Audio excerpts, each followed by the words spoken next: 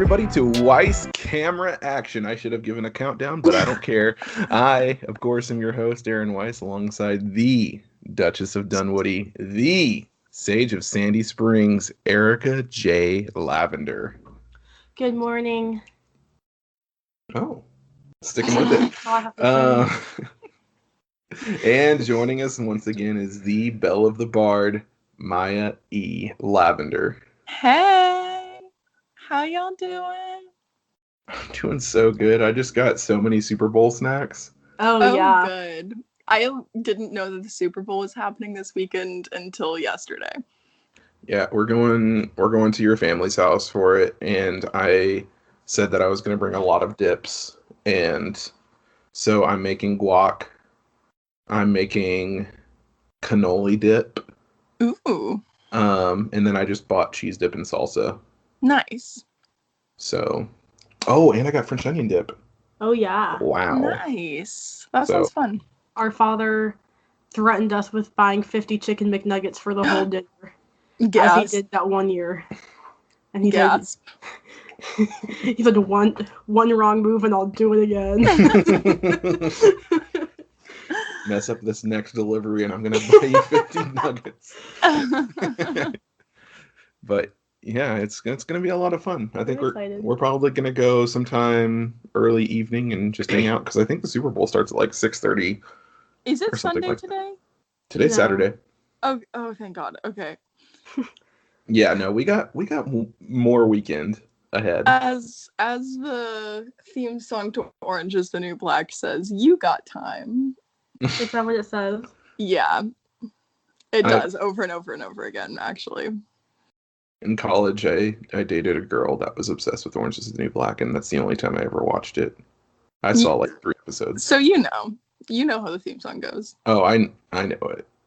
This was like 5 years ago. Backwards and forwards. How the theme song goes.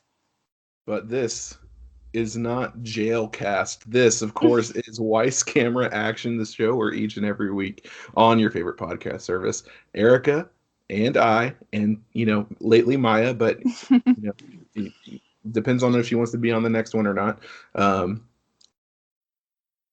We review movies. That's what we do. I got lost in the sauce. If you like that and you want to be a part of our show, go to the Patreon, patreon.com/Weisscast, where $1 a month grants you the ability to ask questions that you want to be aired on the podcast. Or you can write your Darmok reviews, which I haven't done for this episode yet, but golly gee, I will. There'll be a task for you during the fun fact segment. Fun facts.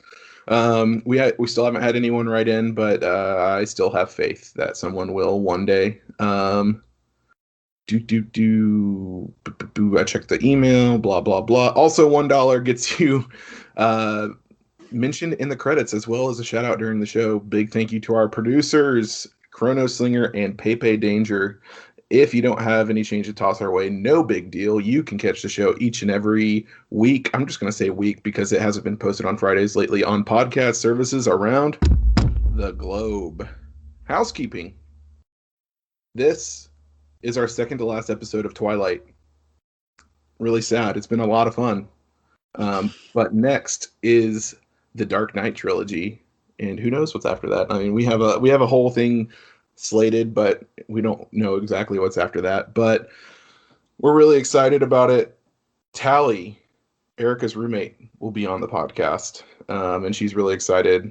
Get hyped. Tally thinks of herself as a big Dark Knight fan. Mm-hmm. She really just has a crush on Heath Ledger. And here's the thing. She's so valid. She's a really big fan, but also she's never seen the first one. She's never seen Batman Begins, so... Interesting. She's a fake fan. But that's going to be starting the week after next. For now, let's begin with what is and forever will be first impressions. All right, Loka. Impress me.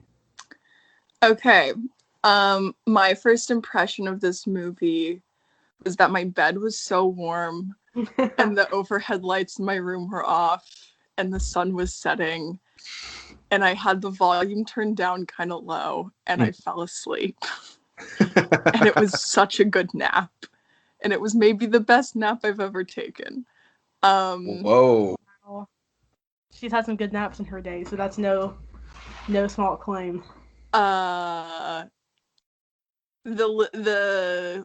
I don't know, first hour of the movie that I caught was great. Their wedding, great. All of it great. My nap, even better. Can I say for the listeners at home that me, Maya, and Aaron talk in a group chat while we watch these movies, or at least we have been recently. And after a while, Aaron and I were like, why is Maya not replying anymore? And then at the maybe 5 minutes till the movie ended, we got a text, oh my gosh, I just fell asleep. Anyway, that's pretty funny. Yeah, I mean, it's surprising that you fell asleep for that part of it, because that's like the weird, like, kind of like weird, gross things happen during that part. Like, I can understand falling asleep in the first part of the movie, because that's decidedly more boring than the second half. Like, it's still good, but it's like the second half is like an intense, like, grody medical thriller. Yeah. The first half of the movie, most people go through, like, you know, getting married and, like, getting ready and, like, becoming, like, family and, like, bringing the families together. I don't know. I feel like that's, like, you see that in a lot of movies. What you don't see in a lot of movies is vampire pregnancy. So. Sure don't. This might be one of the few movies that has that. It might be. Like, maybe the only one? I won't say it's the only one. That might be a hard thing to say. Might be. But yeah, I enjoyed this movie. I liked the medical thriller half, personally. I mean, the wedding stuff was iconic, don't get me wrong. But that's like the first quarter of the movie, and then the next quarter of the movie was like the honeymoon, and it was just like kind of awkward. Yeah. Not even like the fact that it was like it was like someone filming their own honeymoon. Like, yes, that's awkward in and of itself, but Bella is just an awkward person herself. And I think if it was like anyone but Bella, it wouldn't have been that awkward. If it was Anna Kendrick, it would have been so fun. She's only 18. And she's That's getting married. There's so no weird. way she's not pregnant. There's no way she's not pregnant. Oh, yeah. That is really weird to think about her being, like, supposedly 18. Mm-hmm. Like, she does not look like an 18-year-old in that movie. Right. Like, they were supposed to have just graduated high school and they got married. They like, really... Also, Edward is supposed to be immortally 17, and whenever I look at him in this movie and try to picture him as a 17-year-old, it just doesn't work. Yeah. Robert Pattinson looks like early 20s the whole time in Twilight. Yeah, I feel like they really have to... Teenage, but in the next ones, he can't. Teenagehood. Is that a real word? Yeah. Sure. Okay. Yeah. I never gave my first impression. Oh yeah, give us it. This is the best movie I've ever seen. I'm done.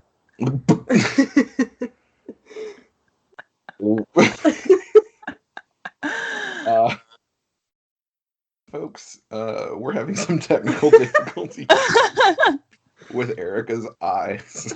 No! I'm just kidding. It's such a good movie. I still actually don't like it as much as Twilight, like the first movie, but this is like just underneath. Fair enough. Erica, hit us with some fun facts. I'd be delighted. Fun fact number 1. This one made me giggle. Robert Pattinson took a boat driving lesson so he would be able to drive the boat in the honeymoon scenes. Despite taking lessons, he crashed the boat both during the lessons and while filming in Brazil.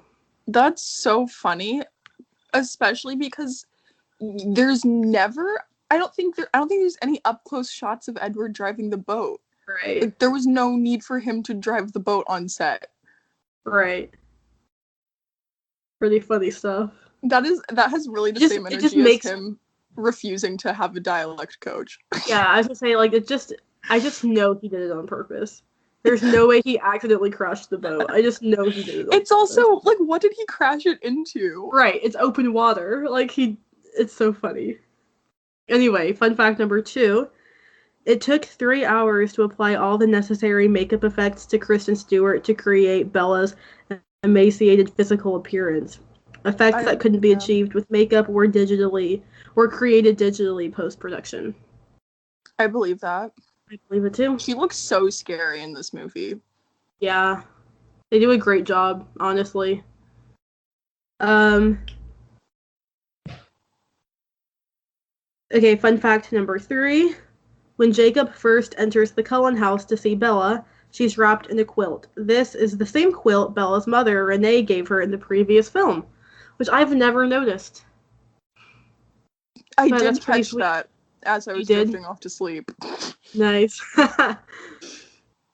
Yeah, no, I've never noticed that, so I'm already excited to watch this movie again for probably the 50th time in my life, so I can get a close-up of it. And our final fun fact of the segment. During their vows and first kiss as husband and wife, the song Flightless Bird, American Mouth by Iron and Wine plays. This is the same song they danced to at prom at the end of the first Twilight installment when Bella first tries to convince Edward to turn her so they can be together forever. And that's something I did notice. Yeah. And it's a real tearjerker if you ask me.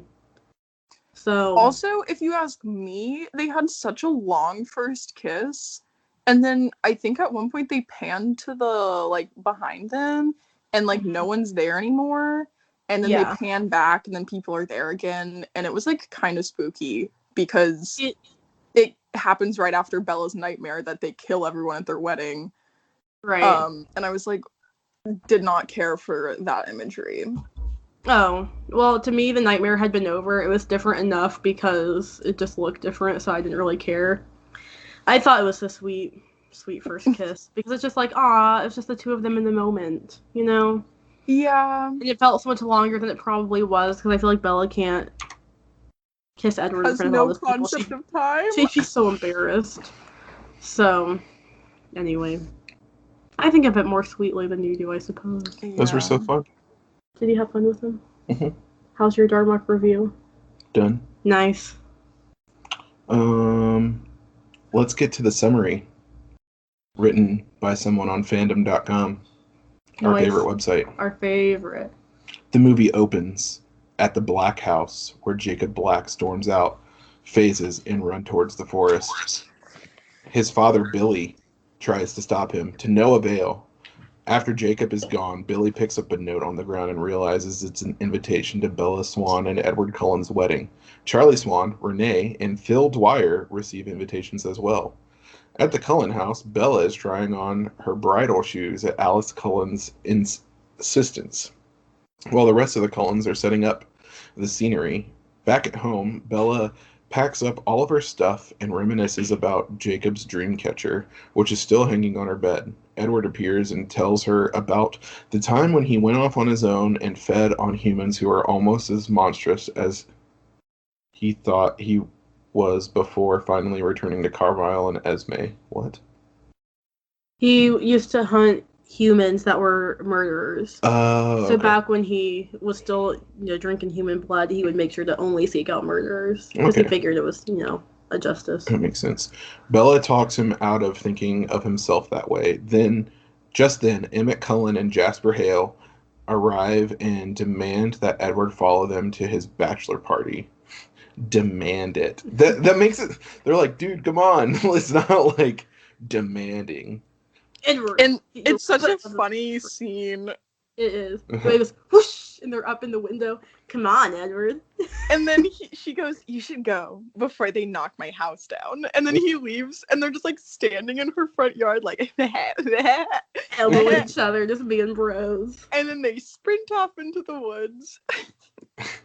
They go whoosh. I like this so far. This makes it sound so much more dramatic than the movie is at this point. Oh yeah, there's been no drama so far. Which is hunting mountain lions and bears. Bella goes to bed and dreams about the Volturi and all of her human friends and family being dead, with Edward and herself stained in blood.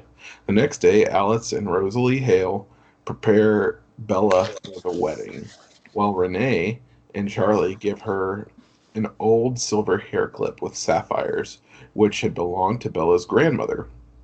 Bella grows increasingly nervous as she walks down the aisle until she sees Edward, and all of her worries disappear instantaneously. The wedding is a success, and Bella and Edward are married. During the reception, Bella is greeted by the Denali coven, but Irina becomes upset with the Cullens for inviting one of the wolves, Seth Clearwater, since they killed her lover, Laurent. Oh, I didn't know that. Cough time.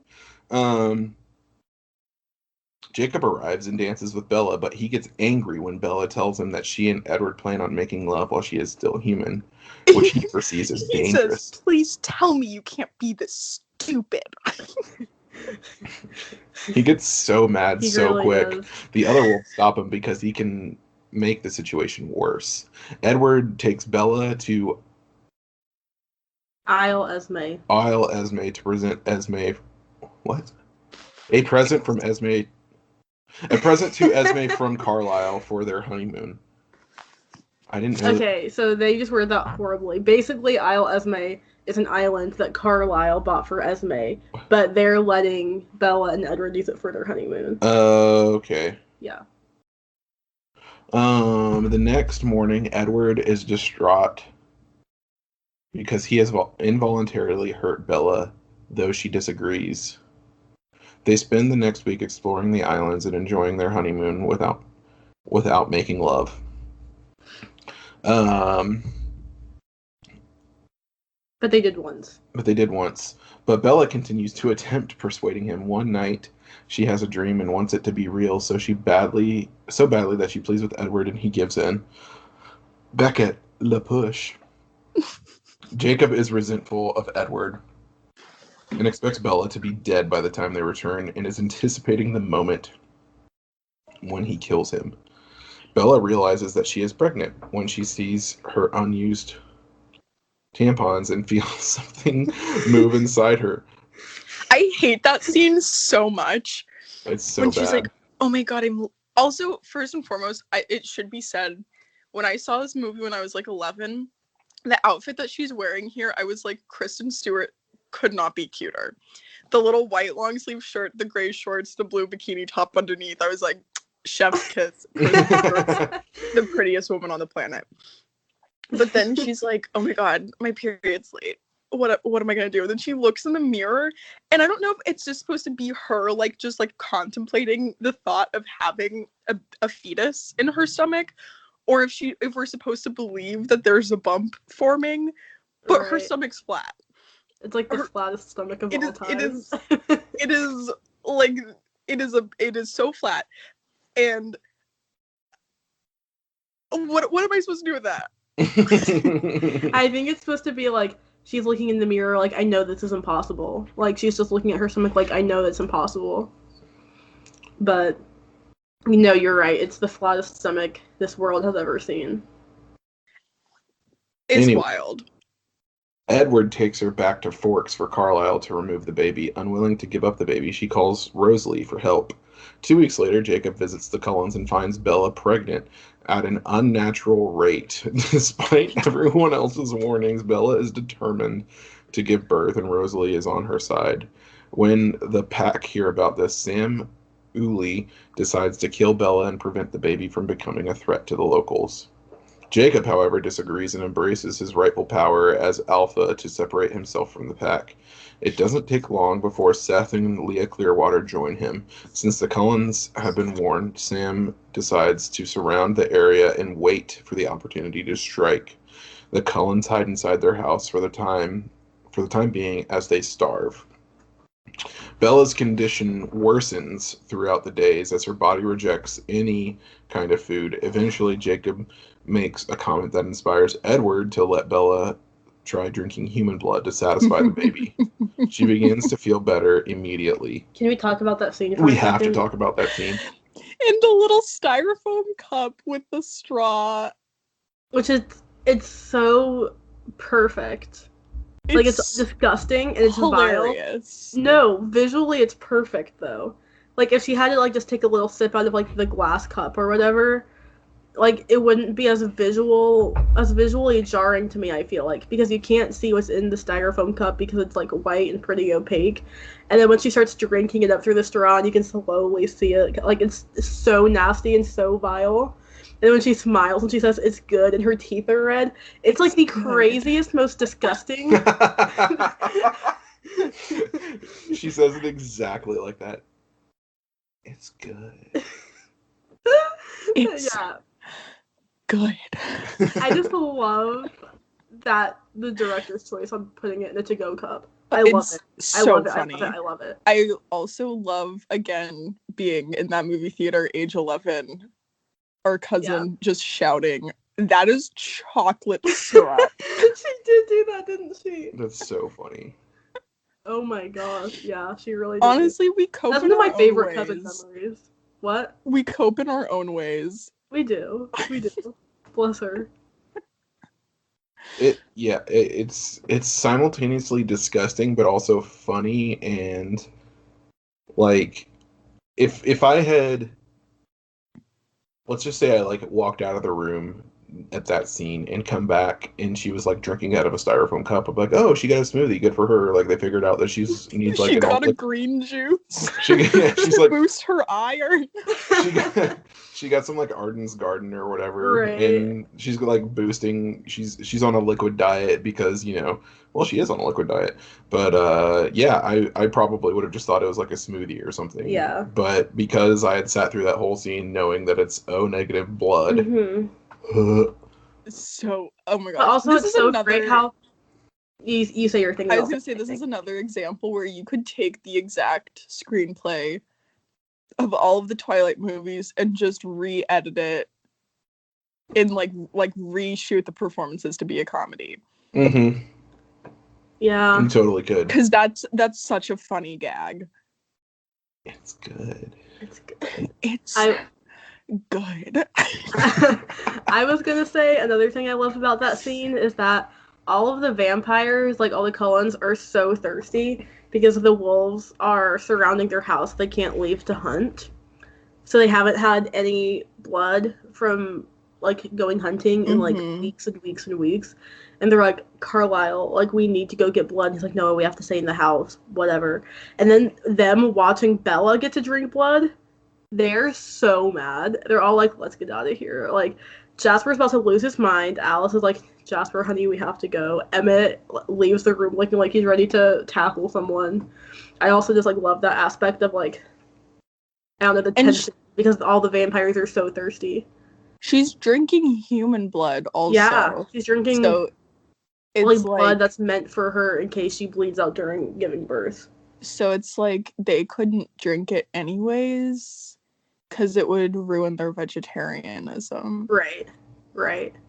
One of the first things Aaron said when this scene was happening was, and she couldn't just get a transfusion.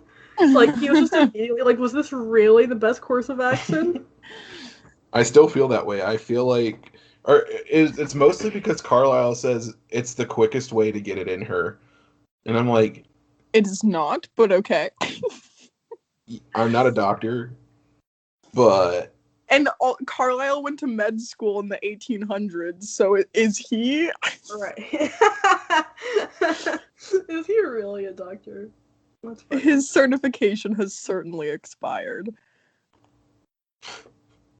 I wonder if he like kept up with the times. Like every time some kind of new medical thing was discovered, he was like... Someone comes in and he treats them with like leeches and cocaine, and they're like, I mean, Dr. Cullen? Okay. I like to think he just started life as a barber because, like, back in the 1800s, barbers were doctors for some reason.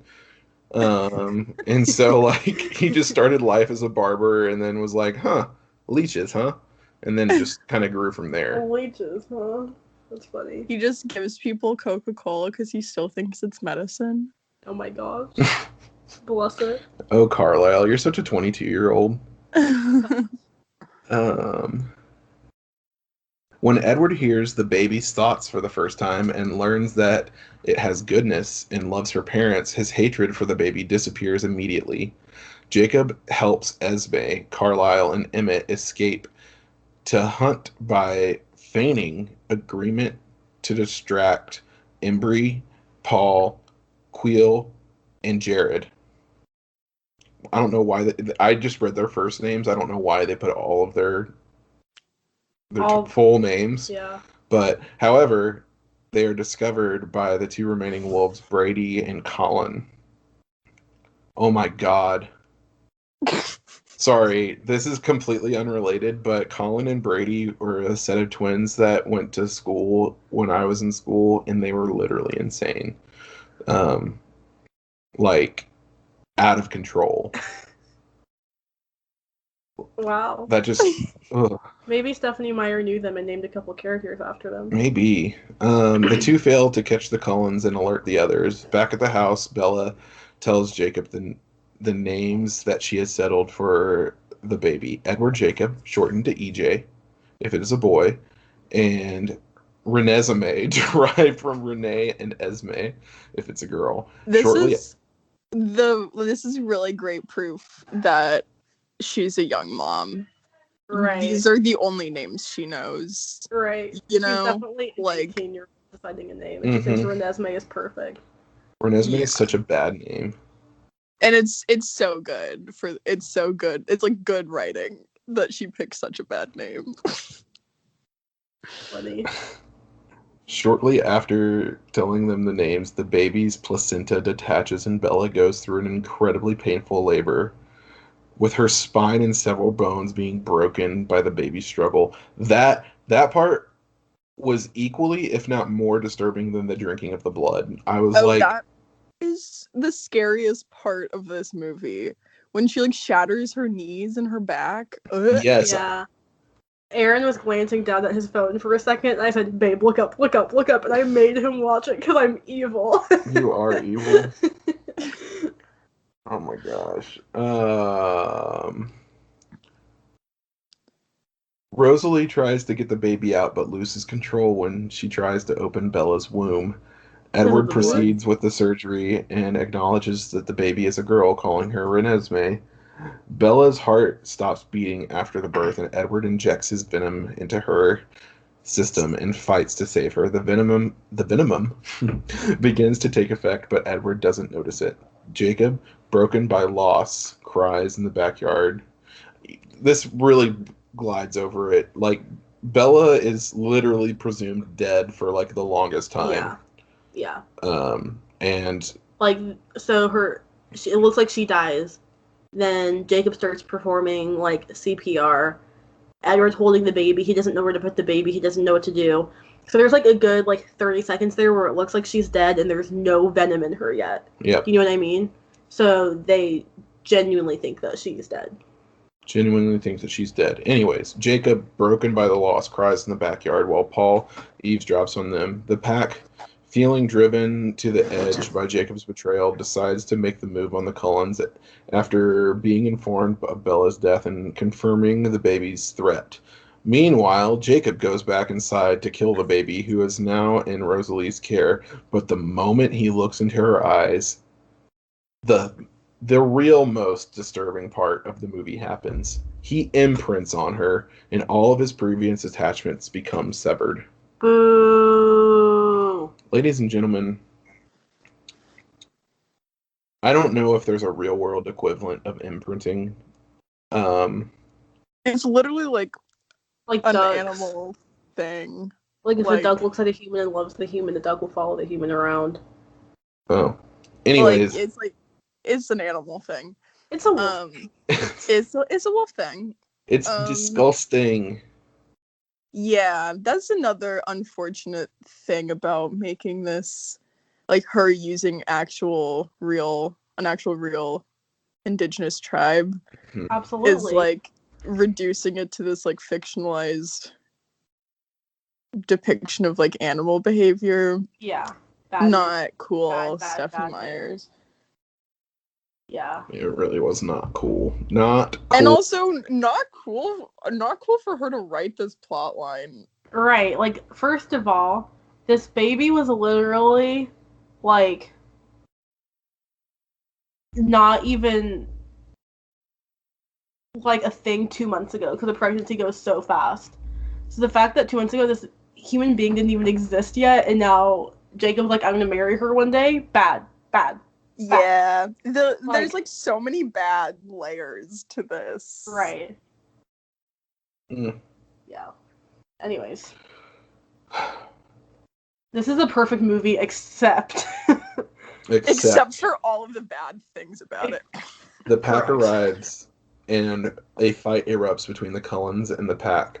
Leah, Seth, Emmett, Esme, and Carlisle arrive just in time to neutralize their approach. When Sam readies to strike again, Jacob leaps in between and tells them that he is imprinted on Renesmee, which has made her untouchable to the other wolves. Because of this, the wolves are forced to make a permanent peace with the Cullens.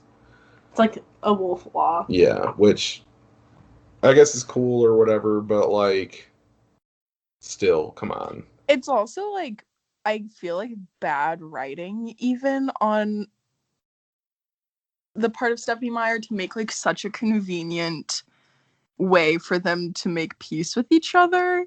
Mm-hmm. You know?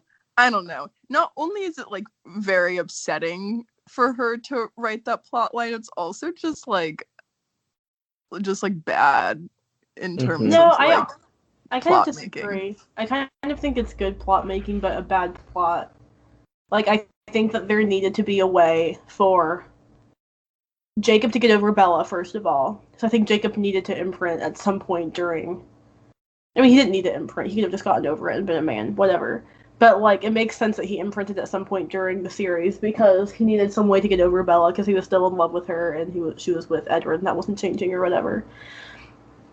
So I can see that part of it. And there needed to be a way for the vampires and the werewolves to make peace.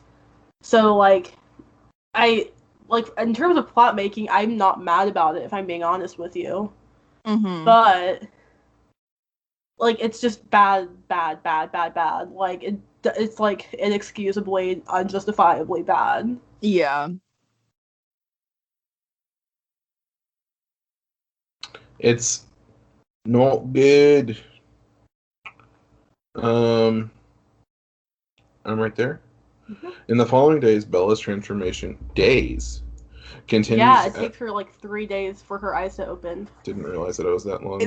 There's also so many Christ metaphors. There in is, Twilight. but also is Bella supposed to be Christ? The 3 days to rise again? Like, what?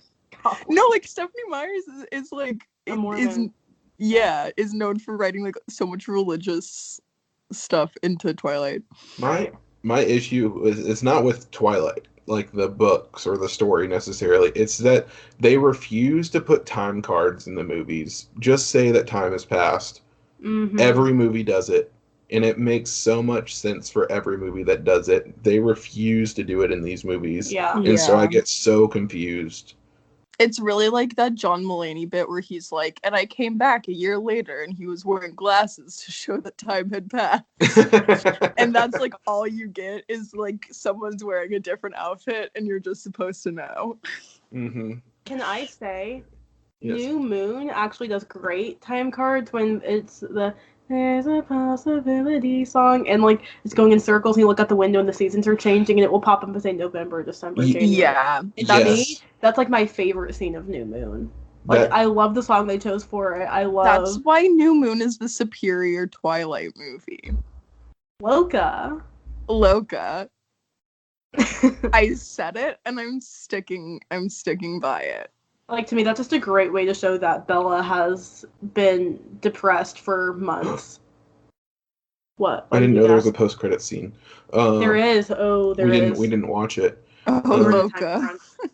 The movie ends with everyone standing warily as Bella opens her eyes, which are now blood red as a newborn vampire, leading into the second part of the film. In the post-credit scene, the Volturi are informed of Bella and Edward's wedding and Bella's transformation into a vampire. The new secretary, Bianca, is killed by Dimitri and Felix for spelling Carlisle's name without an S. Jeez. First, it's the spelling, then the grammar, Arrow claims.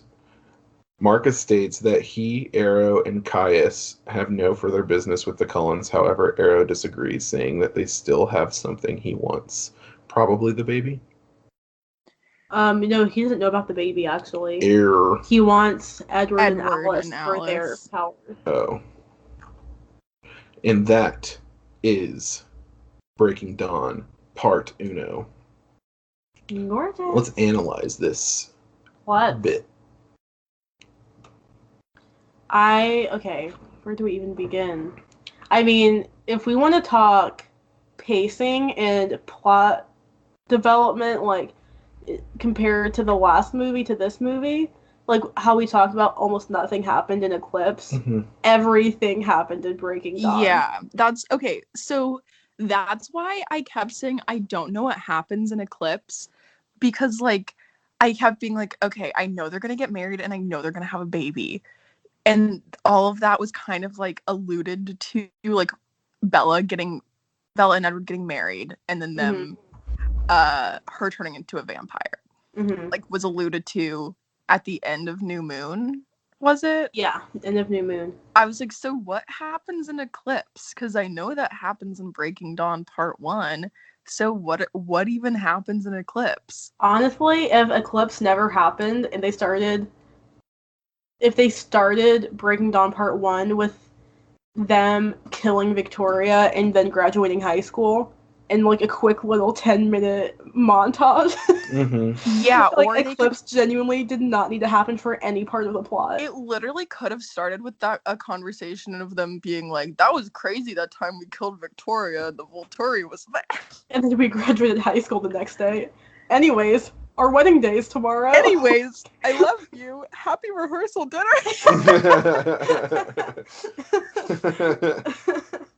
Yeah, like actually.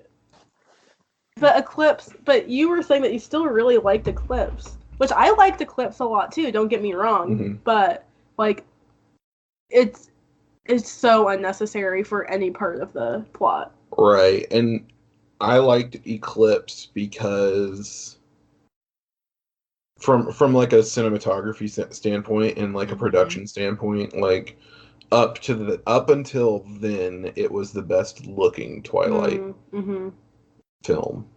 I feel like you might really end up liking the last one in that regard. I feel like the last one looks cool. It does. I have qualms with the last one, but we'll get there when we get there. We'll get there when we get there. I have beef.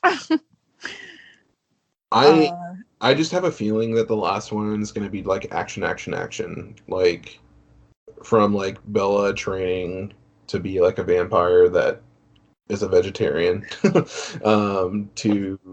like the Volturi trying to come in, grab Edward and Alice and like use them for their powers.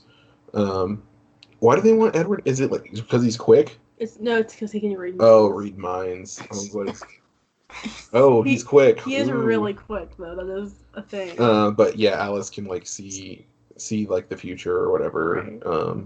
I understood Alice. I forgot Edward could read minds. Like that's his shtick. Yeah, but he just can't read Bella's, which is why it's so easy to forget. because he Bella doesn't have thoughts. Yeah, I'd say that this is half of a really, really good movie. And that's the second half. Like, the first half, in my mind, is just too slow. Yeah, I feel like they could have combined... Yeah, I think you're right. They could have combined Eclipse and this half of Breaking Dawn into, like, a good movie. Yeah, and then, like, maybe just made one Breaking Dawn movie. If they made like Eclipse a two-parter, and just like did Eclipse and then Eclipse Part 2, like Breaking Dawn or something like that, I don't know. If they made Eclipse a short film, yeah, honestly, I agree. If like you could do some editing between Eclipse and Breaking Dawn Part 1 and Breaking Dawn Part 2. And like make two really solid movies out of those three movies. Yeah, I think they really only needed 3 Twilight movies. Wow. Honestly, we need to talk more about this after next week. Yeah. Because I want you to have seen Breaking Dawn Part 2 before you just need to see it. Okay. Yeah. Because It is the finale. It's I love the movie, don't get me wrong. Mm-hmm. I just think that it might not be what you expect it to be. Right. Yeah. And yeah, so the second half of this movie is I think way better than the first half. Just because it's so interesting, and like I feel like they could have drawn that out. Like I think they could have gotten a solid like 90-minute movie out of the second half of the movie, and like added time cards, for example. Maybe like played up Jacob's betrayal of his tribe a little more. But it was, I mean, it's a good movie. It's just like I feel like things happen too quick once they start to happen. Mm. And that's probably my biggest problem with the movie. For me, I just feel like things are happening the whole time. Mm-hmm. That, like, I think that, yeah, the bulk, the, like, meat of the movie is Bella being pregnant and the turmoil that causes. Mm-hmm.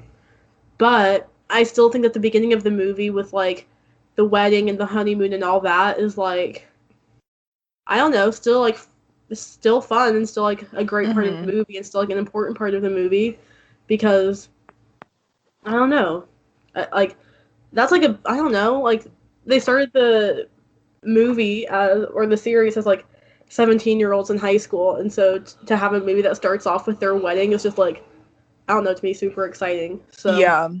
I don't mind the pacing of this movie, to be honest. I think that this is maybe the best paced Twilight movie. To me, I'm always entertained by something. Like, there's never, like, a lull in it for me. But those are just my thoughts. Thought from a thought. Yep. Yeah.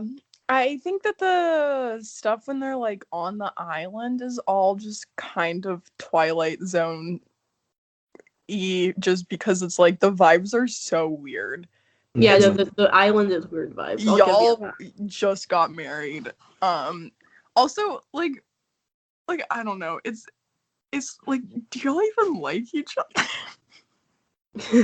Do y'all even want to hang out? Like, what is happening? No, they were having so much fun. They were jumping off of. Bella did not look like she enjoyed that. Yeah, she did. She had such a smile on her face. Okay. And they went wandering through the wilderness, and they were making breakfast, and they were, I don't know, playing chess. They had so many fun activities. Yeah. Okay. Honeymoon, playing chess for 2.5 weeks.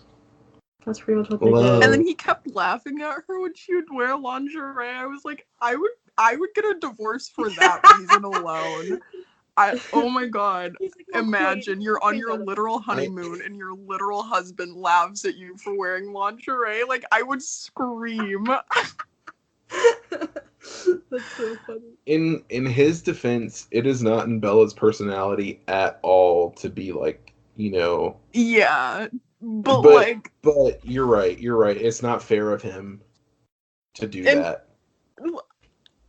That was so out of pocket. Yeah, I was like, you're correct about that. You're so right, but I feel like it's so far out of character for Bella. Yeah.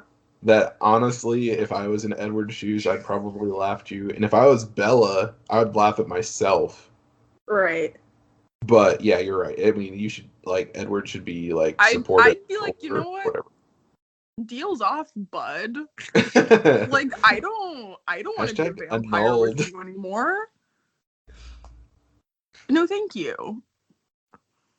You know what I just realized? What's up? There's no really bad guys in this movie. I mean... Oh my gosh. You could say that, like, the main cast is the bad guys, or Bella herself is a bad guy, or the wolves. Right, that's what I was gonna say. But, like... anyone who's trying to take away Bella's... Basically, it's like, this is kind of a pro-choice movie if you think about it. Everyone there is trying to get Bella to make a decision about what she should do with her pregnancy, and she wants the opposite decision, and she has to really fight for it. Yeah. So anyone who is against her own autonomy as a woman in that moment is kind of the villain. That's tea. But no, you're right. There's not one clear or even a couple clear villains. It's kind of. The villain, I guess because literally Edward for that scene on the island. Edward's the villain for laughing at Bella in her lingerie. That is a villainous move, and I stand by that. Jacob's the villain for imprinting on a baby. Wait. Oh yeah. Before we get further into this, do do do do do. Kadoo badoo. Do do do do. Kadoo badoo. Do boo badoo badoo badoo badoo badoo badoo. Kadoo badoo. What's up, everyone? Welcome to Kudu Badoo, the podcast within a podcast where cool dudes talk bad dudes. I'm your host, Erica Lavender, and I'm joined, of course, by Maya and Aaron. This week, we are looking at the villains from Breaking Dawn, Part 1, and we've already looked at them just a little bit because we got ahead of ourselves in the conversation, but... Loka, anything to say? I think it's Jacob and Edward. Edward mostly for laughing at Bella when she's trying to be sexy. She's trying her damnedest. and that was just so rude of him. And then also for yelling at her. She's already like a frail pregnant lady, and he's like, "We're supposed to be partners." Oh, I was asleep for that. And then Jacob for imprinting on an infant. Sure. Yep. On basically a fetus, because it was only 2 months along. Yeah, but in vampire time, that's a full term. Vampire years? In vampire years, it seems like all bets are off, because Edward, we have to remember, is 109 when he meets 17-year-old Bella. So, okay, here's... Everyone's a villain. You know how we were talking about not understanding, like, how having sex with a vampire, you weren't sure how that would like kill you, and I was like, it didn't faze me because I read comics, and I was like, oh, Spider-Man killed Mary Jane the same way, right? The pregnancy also didn't faze me for a very similar thing, because I've been watching WandaVision on Disney Plus because it's the newest MCU thing, and it's so good. I can't highly recommend it enough. But anyways, in the show, Wanda is literally full term within 1 day. Oh. So, like, I was like, I thought nothing of it. Yeah. Like, I literally thought nothing of it. I was just like, oh, this is like a comic thing. Mm-hmm. So, yeah, like, the short pregnancy did not faze me whatsoever. I also thought more about fatal vampire sex. Isn't all of their bodily fluid replaced with venom when they turn into vampires? I have no idea. I think that's what I have heard. Just so much vampire venom coming at you. Yeah. Well, that's interesting. I know they can't cry. Like, they have no tears. Like, they can't even cry venom. Like, they can't. Oh. So I know that. Ariana Grande. No Ain't tears no left to cry. cry. She wrote that because she's a vampire. Wow. That must be really tough for her. It must be. She's really brave, like Carlisle in that way. How Carlisle will step into the hospital full of humans and still do what he has to do. She steps into that arena full of her fans, and she's like, I would love to drink all of your bloods, but I mustn't. But I won't. Brave. Yeah, no, I could ask questions about the reproductive nature of vampires all day long, but I'll just keep them to myself. All my thoughts to myself. So Just we're submit them on like Yahoo Answers. I'll send them to the Wisecast email. Can you get pregante? So are we agreeing that both Jacob and Edward are the bad guys of this film? I'm really having a hard time picking a villain. I kind of want everyone to be the villain, except for Bella, because she's the woman who's supposed to be Bella is the autonomy.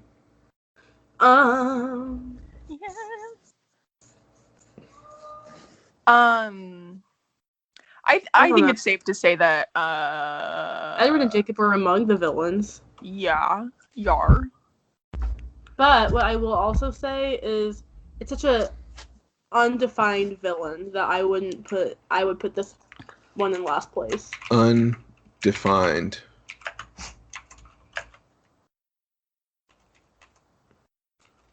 Honestly, the villain is the patriarchy. Oh, pop off. And that is in fact the tea. Patriarchy in general is what I'm putting. Oh, shite. I forgot to label these. Yeah. This was New Moon. And this was Eclipse. You know, y'all hit on Eclipse all you want, but it definitely had the best villains so far. Well, that's true. The best defined villains. The most well-defined villains. Yeah. Where are we on our Team Edward versus Team Jacob tracker? I know you don't like the binary of this, Maya, but yeah, it's hard to be team either of them this movie for me. Yeah, if I had to pick, it would be Team Edward. Yeah, I'm in the same boat. I'm kind of in the same boat as well. I mean, the thing is like, okay, so at this point, Edward and Bella are like a month or 2 months into their marriage. And it's basically 2 months of Edward being a bad husband. Yeah. But by the time the pregnancy is coming to an end, he's like apologizing and he's trying to redeem himself and whatever. So, like, yeah, he's not really doing anything good for anyone for their entire marriage until the very end of the movie. But at least he ends on more of a positive note. Jacob ends the movie on imprinting on a baby. Yeah, on literally the worst note possible. Right. So if we're doing Team Jacob versus Team Edward in terms of who's best for Bella, obviously Edward, because at this point Jacob is in love with Bella's daughter. If we're doing it in terms of who's the better person, I mean, still Edward, I guess, but, you know, whatevsies. But both are on thin ice. They're both on thin ice. Honestly, I'm Team Renesmee this movie. That's fair. I support that. Newest character in Twilight. Newest character. Let's give her the spotlight. She needs it. She's just a little baby. Oh my god, you're gonna want to take that back next movie when you see what she looks like. Yeah. Oh god, is she gonna look like a little demon baby? No, she's just a weird CGI baby. How fast the pregnancy moved? Oh, she grows up? Oh gosh. That their face said it all. We're not really gonna do an ab segment because there wasn't really abs in this movie, but I kind of want to say it just in case. Were they born in labs? Now it's time to rank those abs. What's up, everybody? Welcome to the podcast within the podcast, aka the abs segment. I'm your host, Aaron, alongside Maya and Erica. Like I just said before, there wasn't really that many abs in this movie. However, the movie does begin in the rain. Jacob looks at the invitation, rips off his shirt, and runs into the forest. So I guess, like, it starts off with abs, but from there on out, it's not that many. There might be some abs in the honeymoon scene. I thought we got full Arpad's ass in this movie, but we do not. Honestly, we got full Bella flat stomach. And so... Maybe Bella wins the abs segment this time. K-Stew abs in this movie. Yeah, K-Stew abs. Thank goodness. And you know what? I don't think we're born in a lab. I think they were real. All right. Congrats, Kristen. Way to go, Kristen Stewart. Making yourself another. She's breaking the glass ceiling for this podcast within a podcast. She really is. This is the first time we've ever had a female on this podcast within a podcast. On this podcast within a podcast. So, congrats, Kristen Stewart. You deserved it. You worked hard for those, probably. And the Oscar goes to... Ladies and gentlemen, her. Ladies and gentlemen, The Weeknd. Um, That's a great tweet. have you seen that tweet, Maya? No. Every single Friday. it gets Every single tweeted. Friday, you know how on SNL the host always goes like, Yeah. ladies and gentlemen. Yeah. I'm referencing when Adele was introducing her on SNL. She goes, "Ladies and gentlemen, her." And people will make that video is just like cuts to like literally anything random. I'm referencing when Daniel Craig and The Weeknd were on SNL, and Daniel Craig was introducing The Weeknd. Someone took that clip and tweets it every Friday. Every my Friday at, God. like 7 p.m. Yeah. It's perfect. It's just that clip. They tweet it every week. And Aaron retweets it every week.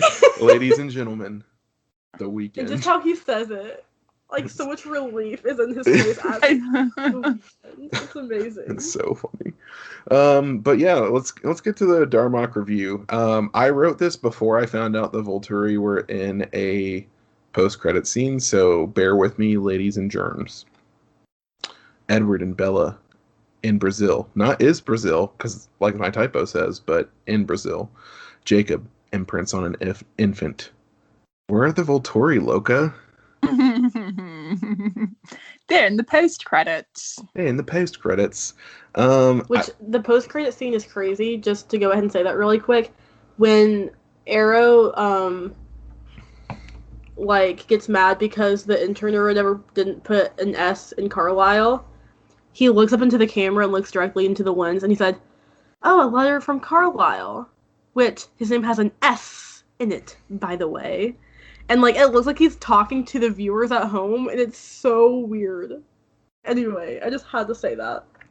I think we should score this. Let's. Maya, do you want to start with the scores? Sure. I really like this. I had fun. I fell asleep. I had a good nap. It's scary. It's funny. Vibes are good. I'll give it a 7. Okay. I gave Twilight a 7.5. I give this a 7.4. Okay.